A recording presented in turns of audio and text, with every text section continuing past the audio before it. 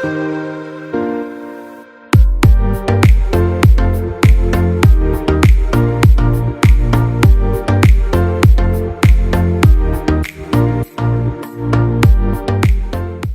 next word work activity is called Memory, and I think I got them from the Frywords website, but it's just a series of different sight words with different grades, and then I just use some of the harder ones throughout the year. I change them out every term, but basically the students kind of work with these words and they try to match them, and if they match them, they can set those aside and they keep trying until there are no cards left. I always encourage them to try different games too. They can put the words in alphabetical order, or they can even make some sentences with the words as well. Here's just a sample of Think, Draw, Write. So the students draw a picture. Well, first they think about it, then they draw a picture, and then they write about what they drew. And then the list write, they can do a number of different types of lists, but this student preferred to do a grocery list, and she did a whole bunch, but usually I have the students try to write at least 10 to 15 different points. Okay, so this is basically my daily 5 rotations board. So I sort them by different numbers. So on Monday, the rotation is number 1 and number 3. Tuesday, 2 and 4, and then usually Wednesday, Thursday, it's the same rotation, but I just like to flip it just to kind of change things up.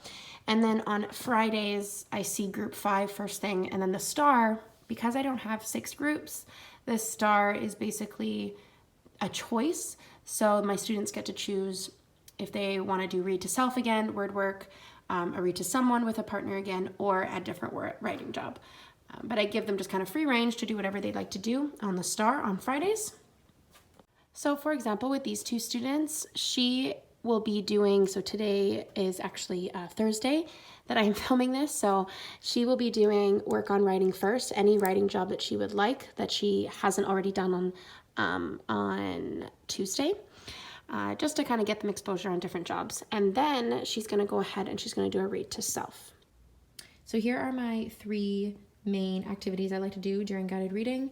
These have small little whiteboards on them, so you can switch them out often, but it's just basically a word find. So each kid rolls the dice and they try to find a word with whatever the vowel that's given, if it's a short or long vowel. And then this is a Thumball. I'll link the website below in the description, but these are fabulous. They have social emotional ones, they have math, but they basically throw it up in the air, and wherever their thumb lands, they can come up with a word that starts with that beginning sound or whatever it might be. You can challenge them in any way with this. And then with this one, I have my students do a bit of a word search, a word find in their book. So they have to find as many wordwall words as they can, write them down, and in this case, we're working on H brothers for the last couple of weeks. So they have to find as many H brothers as they can in their story. So I'm unsure if I mentioned this before, but with the Meet the Teacher magnet, that's when the students are with me working on guided reading. We work on the summaries, predictions, any challenging words, and then they're also doing some activities with me around the story as well. So what the kids are doing is they are putting that story in their book bag every day, taking it home, reading it at home, and bringing it back to school each day in their book bag. And they're getting exposure during read to self, read to someone during daily 5, and also during silent reading.